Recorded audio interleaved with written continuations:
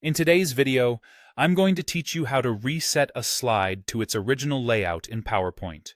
Whether you're dealing with a heavily customized slide that needs a fresh start, or you just want to bring everything back to a neat and orderly structure, resetting your slide can make your presentation much more cohesive.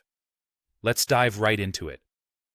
First things first, you'll need to launch Microsoft PowerPoint.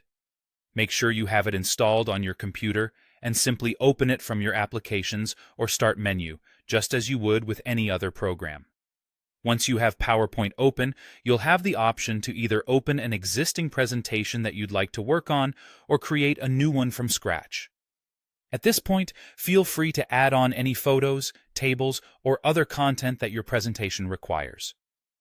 If you're working with an existing presentation, take a moment to scroll through your slides and find the one that you'd like to reset. Once you've decided on the slide that needs a reset, it's time to select it. On the left-hand side of your PowerPoint screen, you'll notice a pane where thumbnails of all your slides are displayed. Click on the thumbnail of the slide you want to reset. This ensures that the reset action will be applied to the correct slide you've chosen. Next, we need to locate the Reset button, which is where the magic happens. You can find this button by navigating to the Home tab in the top ribbon of your PowerPoint interface.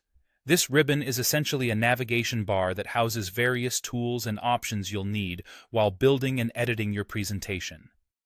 Under the Home tab, look for the group labeled Slides. This is typically where you'll handle most of your slide-related edits, and the Reset button is conveniently located here. With your slide selected and the Home tab open, go ahead and click on the Reset button. This button could appear as a small icon with the silhouette of a slide, or it could be part of a drop-down menu, depending on the version of PowerPoint you're using. Clicking Reset will restore the slide to its original layout, eliminating any custom changes and reverting it to the template defaults.